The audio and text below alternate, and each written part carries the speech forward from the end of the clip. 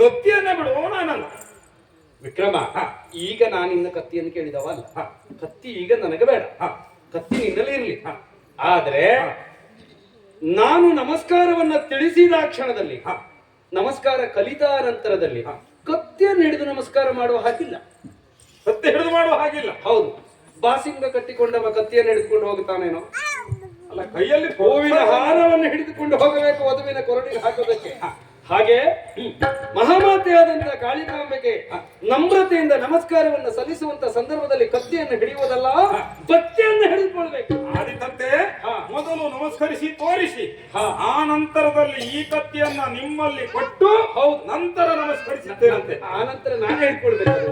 ಕೊಡ್ತೇನಂತೆ. ಕೆಳಗಿಡಬಾರದು. ನಾನು ಕೊಡ್ತೇನೆ. ಯಾಕೆ ಗೊತ್ತಾ? ವಿಕ್ರಮ ನೀನು ಅಲ್ವಾ, ಮಹಾರಾಜ ನೀನು, ನಿನ್ನ ಪಟ್ಟದ ಕತ್ತಿ ಅದು. ಹಾಗಾಗಿ ಕೆಳಗಿಡಬಾರದು. ನಾ ಹಿಡ್ಕೊಳ್ತೇನೆ ಮರ. ಆಮೇಲೆ ಕೊಡ್ತೇನಂತೆ. ತೋರಿಸಿ ನಮಸ್ಕಾರವನ್ನ ಸರಿಯಾಗಿ ನೋಡ್ಕೋ. ಅಡ್ಡಿಲ್ಲಪ್ಪ. ಓ ಮಹಾಮಾತೆ ಕಾಳಿಕಾಂಬೆ, ಓ ಮಹಾಮಾತೆ ಕಾಳಿಕಾಂಬೆ. ಇದು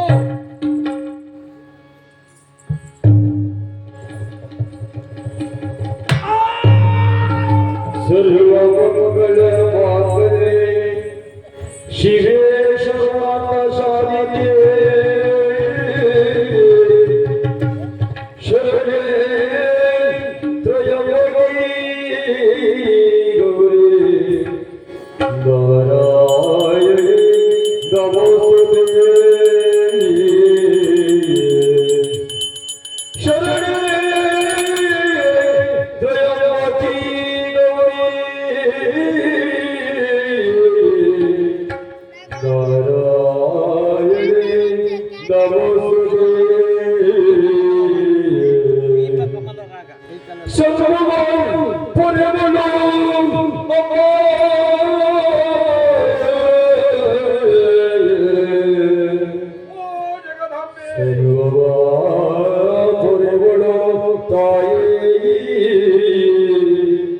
ರಕ್ಷಿಸೋ ರಕ್ಷಿಸೋ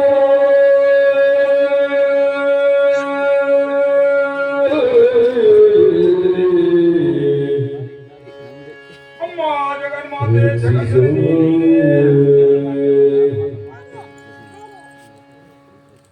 ಓ ಜಗದಾಂಬೆ ಜಗಜ್ಜನನಿ, ನೀನೇ ರಕ್ಷಿಸು, ನೀನೇ ರಕ್ಷಿಸು.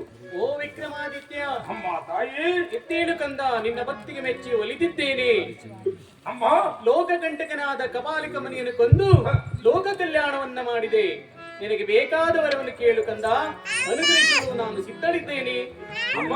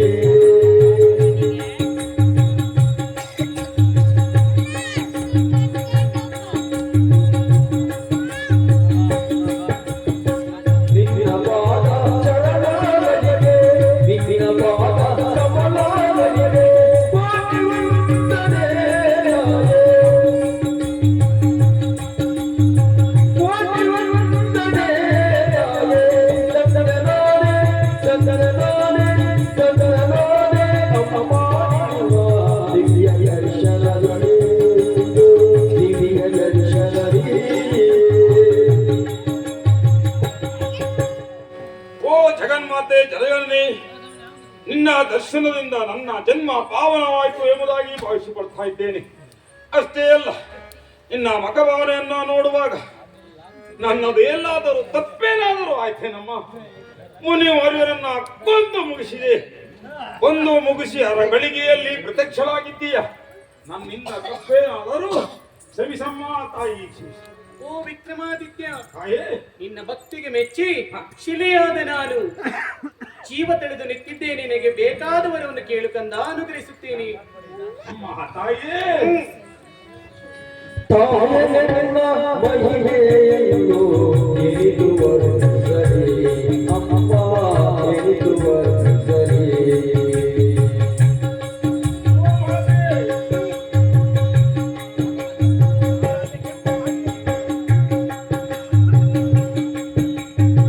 ನಿನ್ನ ಮಹಿಮೆ ಜಾಲವನ್ನು ವರ್ಣಿಸಲು ಸಾಲವೇ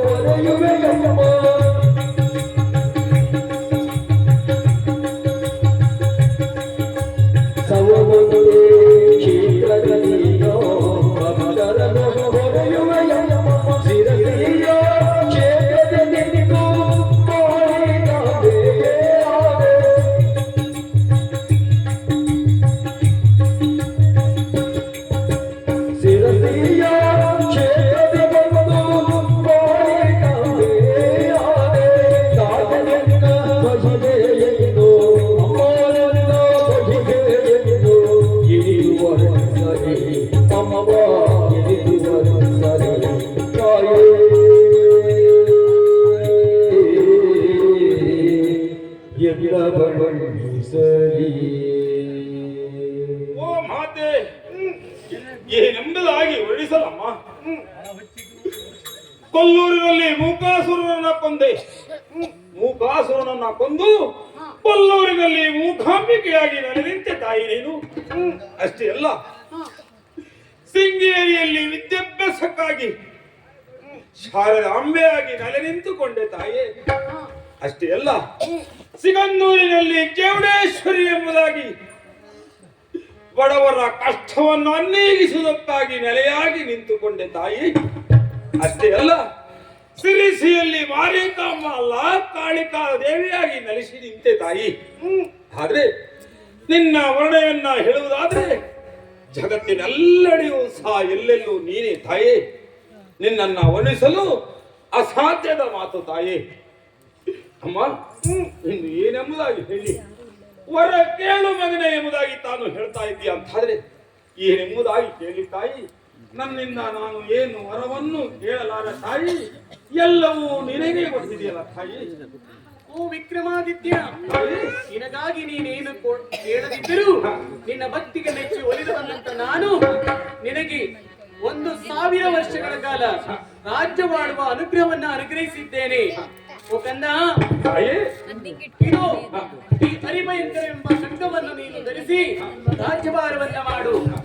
ನಿನ್ನ ಆಯುಷ್ಯವನ್ನ 1000 ವರ್ಷಗಳ ಕಾಲ ಯಾವುದೇ ರೀತಿಯ ಒಂದು ತಾಪತ್ರಯ ಬರದ ರೀತಿಯಲ್ಲಿ ಆಶೀರ್ವದಿಸಿ ನಿನ್ನ ಬೆನ್ನಿಂದ ಇದ್ದು ನಾನು ರಕ್ಷಣೆಯನ್ನು ಮಾಡುತ್ತೇನೆ. ಜಯ ಜಯ ಜಯ ಕಾಳಿಕಾಂಬೆ, ಜಯ ಮಂಗಳ ಕಾಳಿಕಾಂಬೆ.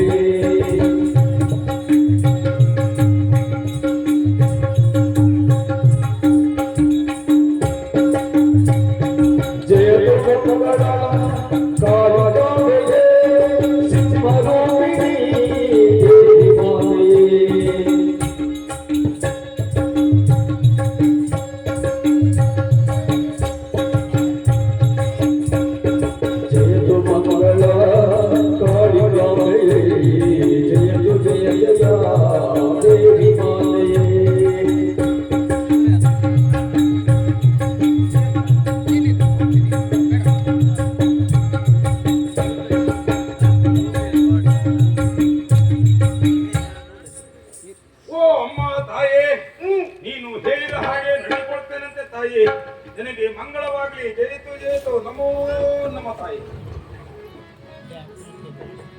ಆಹಾ, ತಡ ಮಾಡುವ ಹಾಗಿಲ್ಲ. ಬೇತಾಳನ ಸಹಾಯದಿಂದ ಬೇತಾಳನನ್ನ ಗೆಳೆಯನಾಗಿ ಪಡೆದುಕೊಂಡೆ. ಅಷ್ಟೇ ಅಲ್ಲ, ಕಾಳಿಕಾ ಮಾತೆಯಿಂದ ವರಬಲವನ್ನ ಪಡೆದುಕೊಂಡಿದ್ದೇನೆ. ಏನೆಂಬುದಾಗಿ ವರಬಲ? 1000 ವರ್ಷ ನನ್ನ ನಾಡಿನಲ್ಲೇ ಎಂಬುದಾಗಿ ಮಾತೆ ವರವನ್ನ ಕೊಟ್ಟಿದ್ದಾಳೆ. ಅಷ್ಟೇ ಅಲ್ಲ, ಕೈಯಲ್ಲೇ ಹಿಡಿಯುವುದಕ್ಕೆ ಛತ್ರಾಯುಧ ಕೊಟ್ಟಿದ್ದಾಳೆ. ಇದನ್ನ ಹಿಡಿದು ರಣಭೂಮಿಯಲ್ಲಿ ಹೋರಾಟವನ್ನ ಮಾಡಿದೆ ಅಂತಾದ್ರೆ ಸಾವಿಲ್ಲ ಎಂಬುದಾಗಿ ಮಾತೆಯ ವರ ಬಲದಿಂದ ಇನ್ನು ತಡ ಮಾಡುವುದಲ್ಲ, ನಮ್ಮಲ್ಲಿ ಕಷ್ಟ ಮಂತ್ರಿಗಳನ್ನ ನೇಮಕ ಮಾಡಿಕೊಂಡಿದ್ದೇನೆ. ಅಷ್ಟೇ ಅಲ್ಲ, ನನ್ನ ತಮ್ಮನಾದಂತಹ ಭಟ್ಟಿ ವಿಕ್ರಮ ಎಂಬುದಾಗಿ ಪ್ರಸಿದ್ಧಿಗೊಂಡಿದೆ. ಹಾಗಾಗಿ ಮಂತ್ರಿಯಾದಂತಹ ಭಟ್ಟಿಯನ್ನ ಕರೆದು ವಿಚಾರಗಳನ್ನ ತಿಳಿಸಿದ್ದೇನಂತೆ. ಅಯ್ಯ ಮಂತ್ರೇಶ. ಮಹಾರಾಜರಿಗೆ ನಮೋ ನಮಃ.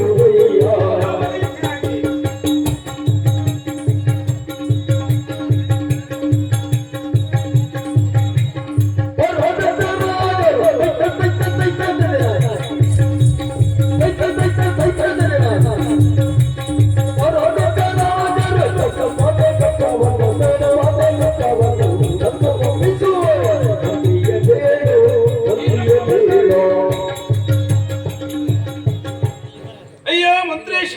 ಮಹಾರಾಜ, ನಿನ್ನನ್ನ ಸಭೆಗೆ ಆಹ್ವಾನ ಮಾಡಿದ್ದೇನೆ. ಯಾಕೆ ಅಂತ ಆದ್ರೆ, ಈ ನಮ್ಮ ನಾಡಿನಲ್ಲಿ ಬೆಳೆ ಮತ್ತು ಮಳೆಗಳು ಸುಸೂತ್ರವಾಗಿ ನಡೆಯುತ್ತಾ ಉಂಟಾ? ಅಷ್ಟೇ ಅಲ್ಲ, ಹೊರನಾಡಿಂದ ವಶವರ್ತಗಳಂತ ನಾಡಿನಿಂದ ಕಪ್ಪ ಕಾಣಿಕೆಯು ನಮ್ಮ ನಾಡಿಗೆ ಬಂದೊಪ್ಪುತ್ತಾ ಇದೆಯೇ? ಅಷ್ಟೇ ಅಲ್ಲ, ಪ್ರಜಾ ವರ್ಗದವರೆಲ್ಲರೂ ಯಾವ ರೀತಿಯಲ್ಲಿ ನಡೆಯುತ್ತಾ ಇದ್ದಾರೆ ಎಂಬುದನ್ನು ತಿಳಿಯುವುದಕ್ಕಾಗಿ ನಿನ್ನನ್ನು ಬರಮಾಡಿದ್ದೇನೆ. ಮಹಾರಾಜ, ರಾಜ್ಯದ ವಿಷಯವನ್ನ ಕೇಳುವುದಕ್ಕೆ ನನ್ನನ್ನು ಬರಮಾಡಿದ್ದೀರಿ. ಸತ್ಯ. ಕೇಳಿ ಹಾಗೆ.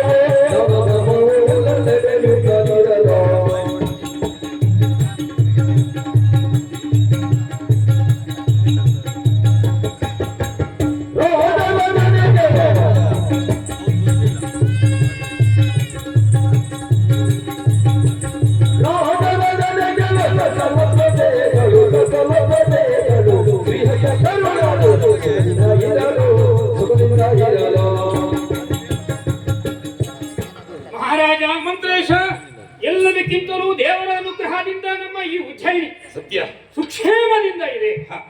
ಕಾಲಕ್ಕೆ ಸರಿಯಾಗಿ ಮಳೆ ಆಗ್ತಾ ಇದೆ. ಆ ಮಳೆಗೆ ಸರಿಯಾಗಿ ಬೆಳೆ ಬರ್ತಾ ಇದೆ ಪ್ರಜೆಗಳ ಕೈಗೆ. ಇಷ್ಟಲ್ಲದೆ ಆ ಬೆಳೆಯನ್ನ ಉಂಡುಟ್ಟು ಪ್ರಜೆಗಳೆಲ್ಲರೂ ಸೌಖ್ಯದಿಂದಿದ್ದಾರೆ, ಸುಖ ಶಾಂತಿಯಿಂದ ಇದ್ದಾರೆ. ಸುತ್ತಲಿನ 10 ರಾಷ್ಟ್ರಗಳಿಗೆ ಸಮಂತ ರಾಜ್ಯವಾದ ಈ ಉಜ್ಜಯಿನಿಗೆ ಸಮಂತ ರಾಜರಿಂದ ಕಪ್ಪವು ಕಾಲಕ್ಕೆ ಸರಿಯಾಗಿ ಬಂಡಾರ ತುಂಬುತ್ತಾ ಇದೆ. ಅಷ್ಟಲ್ಲದೆ ಎಲ್ಲಾ ಪ್ರಜೆವರ್ಗ ಸುಕ್ಷೇಮದಿಂದ ಇದ್ದಾರೆ ಎನ್ನುವುದಕ್ಕೆ ಕಾರಣ ಏನು? ಏನು? ಕಳ್ಳ ಕಾಕರ ಭಯವಿಲ್ಲ, ಆಹಾ. ಚೋರರ ಭೀತಿ ಇಲ್ಲ, ಯಾವುದೇ ರೀತಿಯ ಬಡವರಿಲ್ಲ, ಎಲ್ಲವೂ ಸುಕ್ಷೇಮದಿಂದ ನಿಮ್ಮ ಆಳ್ವಿಕೆಯಲ್ಲಿ ಇದೆ ಅಂತ ಹೇಳಿದ್ರೆ ಯಾವ ಸಂಶಯವೂ ಇಲ್ಲ ಮಹಾರಾಜ. ಅಯ್ಯ ಮಂತ್ರೇಶ, ಅಂದರೆ ನನ್ನ ನಿನ್ನ ಆಳ್ವಿಕೆ ಯಾವ ರೀತಿ ಉಂಟು ಅಂತ ಆದ್ರೆ ಶ್ರೀರಾಮಚಂದ್ರನ ಕಾಲಕ್ಕೆ ಹೋಲಿಸಿದ ಹಾಗುಂಟು. ಹೌದು. ಅಷ್ಟೇ ಅಲ್ಲ, ಒಂದು ಬಂಡಿಯ 2 ಗಾಲಿಗಳು ಇದ್ದ ಹಾಗೆ ಹಾ. ನಾವು ಇರುವರು ಸೇರಿ ರಾಜ್ಯಭಾರವನ್ನ ಮಾಡಿಕೊಂಡು ಹೋಗ್ತಾ ಇದ್ದೇವೆ ಅಲ್ವಾ? ನಾಡಿನ ಕುರಿತಾಗಿ ಕೇಳಿದಾಗ ಎಲ್ಲ ಪುರದ ಜನರು ಉಂಡುಟ್ಟು ಸುಖದಿಂದಿದ್ದಾರೆ. ಕಳ್ಳಕಾಕರ ಭಯವಿಲ್ಲ, ಸುಳ್ಳು ಹೇಳುವರಂತೂ ಇಲ್ಲವೇ ಇಲ್ಲ ಎಂಬುವ ಪ್ರಶ್ನೆಗಳನ್ನ ಹೇಳ್ತಾ ಇದ್ಯಾ. ಆದರೆ ನಿನ್ನಲ್ಲಿ ಹೇಳುವ ಮಾತು ನನ್ನದೊಂದುಂಟು. ಏನು ಏನು ಅಂತಾದ್ರೆ, ಅಯ್ಯ ಮಂತ್ರೇಶ, ಒಮ್ಮೆಲೆ ಮುನಿಮೋರ್ಯರು ಬಂದು ನನ್ನಲ್ಲಿ ಒಂದು ಮಾತು ಹೇಳಿದ್ರು ಒಂದಾನೊಂದು ದಿನ.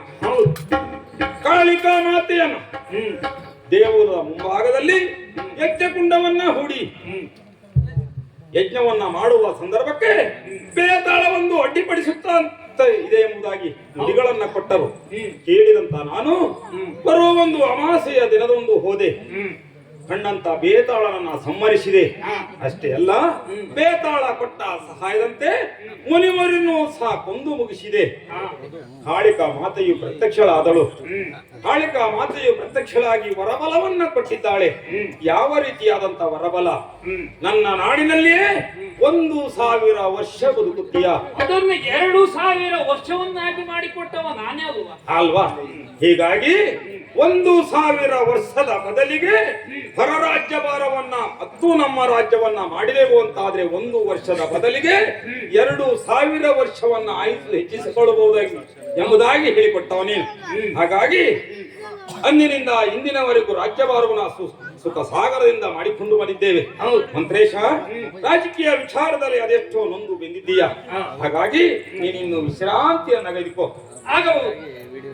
ಆನಂತರ ಕರಿತೇನಂತೆ. ಸ್ವಾಮಿ, ನಮ್ಮ ನಾಡಿನ ಕುರಿತಾಗಿ ಕೇಳಿದಾಗ ಮನಸ್ಸಿಗೆ ಆನಂದವೇ ಸರಿ. ಆದರೆ ಇಲ್ಲೊಂದು ಸಂಶಯ. ಸ್ವಾಮಿ ಮೊದಲೇ ಮಾತೊಂದನ್ನ ಹೇಳ್ತಾರೆ, ಆಳು ಮಾಡುವುದು ಹಾಳು, ಮಗ ಮಾಡುವುದು ಮಧ್ಯಮ, ತಾನು ಮಾಡುವುದು ಲೇಸು ಅಂತ ಹೇಳಿದ್ದಾರೆ. ಅಂದ್ರೆ ಇದರ ಅರ್ಥ ಹಾಳು ಮಾಡ್ತಾನೆ ಅಂತಲ್ಲ, ಹೇಳಿದಷ್ಟನ್ನೇ ಮಾಡುವ ಅಂತ. ಇನ್ನು ಮಗ ಮಧ್ಯಮ ಅಂತ ಹೇಳಿದೆವು.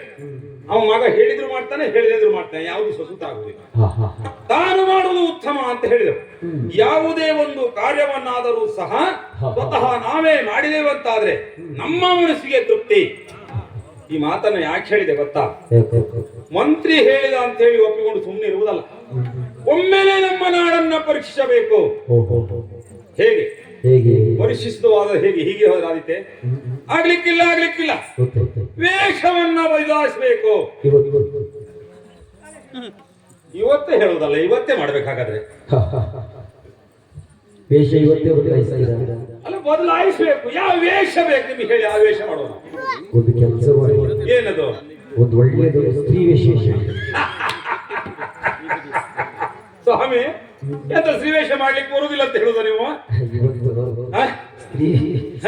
ಸ್ತ್ರೀ ವೇಷ ಸ್ವಾಮಿ, ಇನ್ನೊಂದು ಬಾರಿ ತ್ರಿಭುಜರಾಜನ ಮಗಳಾದಂತ ಪುರುಷ ದ್ವೇಷಿ ಎಂಬಂತ ಒಂದು ಹೆಣ್ಣು, ಅವಳ ಮನವನ್ನ ಗೆಲ್ಲುವುದಕ್ಕಾಗಿ ಸ್ತ್ರೀವೇಷವನ್ನು ಮಾಡಿದುಂಟು ಸ್ವಾಮಿ ನಾವು. ಹಾಗಾಗಿ ಇಂದಿನ ವೇಷ ಸ್ತ್ರೀವೇಷ ಬೇಡ, ಹಿಂದ್ಗಡೆ ಸುಮಾರು ಜನ ಇದ್ದಾರೆ ಅಲ್ಲಿ. ಹಾಗಾಗಿ ಇಂದಿನ ವೇಷವೇ ಬೇರೆ. ಯಾವ ವೇಷ? ಕಪ್ಪು ಬಟ್ಟೆಯನ್ನ ಧರಿಸಿ, ಕಪ್ಪು ಖಡ್ಗವನ್ನ ಹಿಡಿದು, ಕಪ್ಪು ಅಶ್ವನೇರಿ ಭಕ್ತನಂತೆ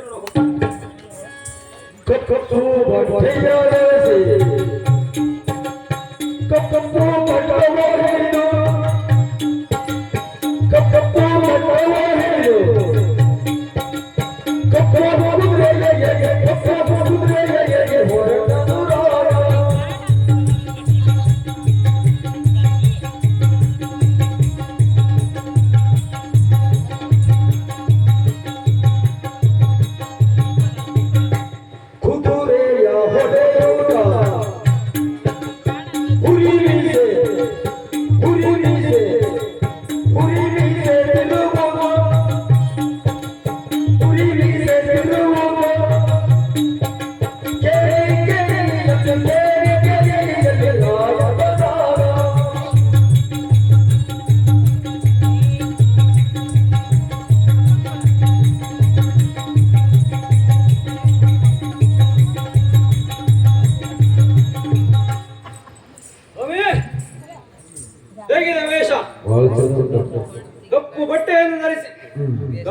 ಖಡ್ಗವನ್ನು ಹಿಡಿದು ಹಾ ಹಾ ಕಪ್ಪು ಅಶ್ವವನ್ನು ಏರಿ ಈ ನಡುರಾತ್ರಿಯಲ್ಲಿ ನಮ್ಮ ರಾಜ್ಯವನ್ನೆಲ್ಲ ಸಂಚರಿಸುತ್ತೇನೆ. ಏಕೆಂಬುದಾದರೆ ಹಾ ಹಾ ಹಾ ಎಲ್ಲಿ ಕಳ್ಳತನವಿದೆ, ಎಲ್ಲಿ ಬಡತನವಿದೆ ಎಂಬುದನ್ನು ತಿಳಿಯುವುದಕ್ಕಾಗಿ. ಹಾ ಹಾ ಹಾ ಹಾಗಾಗಿ ಸ್ವಾಮಿ, ಈ ನಡುರಾತ್ರಿಯಲ್ಲಿ ನೋಡ್ತಾ ಇದ್ದೇನೆ, ಹಾ ಹಾ ಹಾ ತೆರೆದಿಟ್ಟ ಬಾಗಿಲು ತೆರೆದೇ ಅಂತಿದೆ. ಹಬ್ಬ ಹಬ್ಬ ಹಾಗಾದರೆ ಈ ನಮ್ಮ ರಾಜ್ಯದಲ್ಲಿ ಕಳ್ಳತನದ ಭಯವಿಲ್ಲ. ಆಹಾ, ಎಲ್ಲಿ ನೋಡಿದರಲ್ಲಿ ಹಾ ಹಾ ವಿದ್ಯುತ್ ದೀಪಾಲಂಕೃತವಾಗಿದೆ. ಹೌದು ಹಾಗಾಗಿ ದೇವ್ರು ಇಲ್ಲಿ ಯಾವುದೇ ಬಡತನವಿಲ್ಲ. ಹಾ ಹಾ ಹಾಗಾಗಿ ಇನ್ನು ನಮ್ಮ ರಾಜ್ಯವನ್ನೆಲ್ಲ ನೋಡಿದ್ದೇನೆ ಸ್ವಾಮಿ, ಕೇರಿಗಳನ್ನೆಲ್ಲ ನೋಡಿದ್ದೇನೆ. ಹಾ ಹಾ ಹಾ ಇನ್ನು ತಡ ಮಾಡುವುದಿಲ್ಲ. ಇನ್ನು ಉಳಿದಿರು ಬ್ರಾಹ್ಮಣೋತ್ತಮರ ಕೇರಿ. ಹಾ ಹಾ ಹಾ ಬ್ರಾಹ್ಮಣೋತ್ತಮರ ಕೇರಿಗೆ ಹೋಗಬೇಕೆ? ಹೋಗದೆ ಇದ್ರೆ ಹೋಗದೆ ಇದ್ರೆ ಒಳ್ಳೇದಲ್ಲ, ಶೋಭೆ ಅಲ್ಲ. ಶೋಭೆಯೇ ಅಲ್ಲ, ಹೋಗಲೇಬೇಕು. ಹಾ ಹಾ ಹಾ ಒಂದು ಆಲೋಚನೆ ಮಾಡ್ತಾ ಇದ್ದೇನೆ ಸ್ವಾಮಿ. ಏನು ಏನೆಂಬುದಾದರೆ ಬ್ರಾಹ್ಮಣರ ಕೇರಿಯಲ್ಲಿ ಕಳ್ಳತನ ಮಾಡುವುದಿಲ್ಲ. ಏಕೆ ಅಂತಾದ್ರೆ ಹಾ ಹಾ ಅವರೆಲ್ಲರೂ ಶ್ರಮಜೀವಿಗಳು. ಓ ಬ್ರಾಹ್ಮಣರು ಕಳ್ತನ ಮಾಡೋದಿಲ್ಲ ಅಂತ ಹೇಳಿದ್ರೆ ಶ್ರಮಜೀವಿಗಳು, ನಿಷ್ಠಾವಂತರು, ಸತ್ಯವಂತರು, ಹಾಗಾಗಿ ಬ್ರಾಹ್ಮಣರಾಗಿದ್ದಾರೆ ಹಾ ಹಾ ಸ್ವಾಮಿ. ಆದರೂ ಬಿಡಬಾರದು, ಬ್ರಾಹ್ಮಣೋತ್ತರ ಕೇರಿಯನ್ನು ಸಂಚಾರ ಮಾಡಬೇಕು. ಹಾ ಹಾ ಹಾ ಹಾಗಾದ್ರೆ ಸಂಚಾರ ಮಾಡುವುದು ಸರಿ. ಆಯಾಸಗೊಂಡಿದ್ದೇನೆ. ಇಷ್ಟು ನಗರಗಳನ್ನ ಸಂಚಾರ ಮಾಡಿ ಆಯಾಸಗೊಂಡಿರುವಂತ ನಾನು ಅದೋ ಕಾಣುತ್ತಿರುವ ಅಶ್ವತ್ಥ ಮರದ ಬಳಿಯಲ್ಲಿ ಕುಳಿತು ವಿಶ್ರಾಂತಿಯನ್ನು ಪಡೆಯುತ್ತೇನೆ. ನೋಡೋಣ, ನಂತರ ಸಂಚಾರವನ್ನು ಮಾಡುತ್ತೇನೆ. ಶಿವ ಶಿವ ಹರ ಹರ ಶಿವನೇ ಶಂಕರ ನಾಗಹರ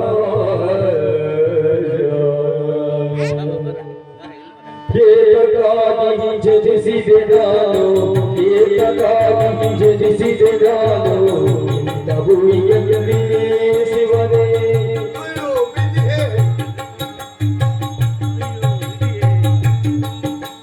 ಬಾವಿ ಉದರದ ಪೋಷಕಮಣಿ, ಬಾವಿ ಉದರದ ಪೋಷಕಮಣಿ, ಬಲಪತಿರುವೆನು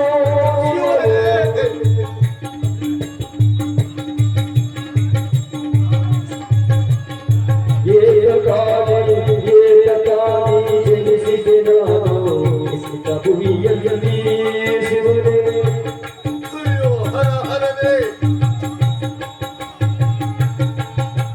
ಕಾಡಿಗೆ ಹೋಗುವ ಕಡೆಗೆ ಗೆಲ್ಲಲು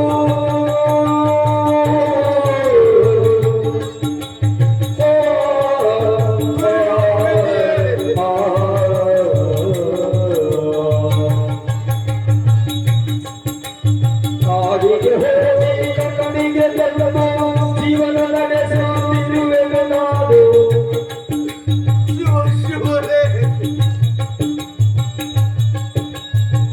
ಏಕಕಾಗಿ ಜನಿಸಿದೆ ನಾನು ಇಂಥ ಭೂಮಿಯಲ್ಲಿ ಶಿವನೇ.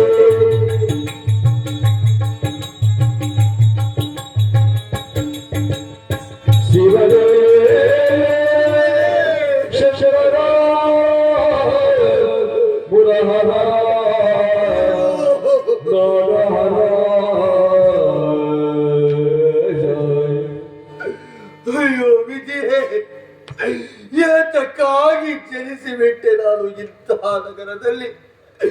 ನನ್ನ ತರ ಇರುವ ಬ್ರಾಹ್ಮಣೋತ್ತಮರೆಲ್ಲ ಸುಖ ಸಂಪತ್ತಿನ ಆಸೆಯಲ್ಲಿ ತೇಲಾಡಿ ವಾಲಾಡುತ್ತಿದ್ದರು. ಈ ಬಡ ಬ್ರಾಹ್ಮಣನ ಬಾಳು ದಿನದಿಂದ ದಿನಕ್ಕೆ ಬಡತನದಲ್ಲಿಯೇ ಜೀವನ ಸಾಗಿಸುವಂತ ಪರಿಸ್ಥಿತಿ ನನ್ನ ಪಾಲಿಗೆ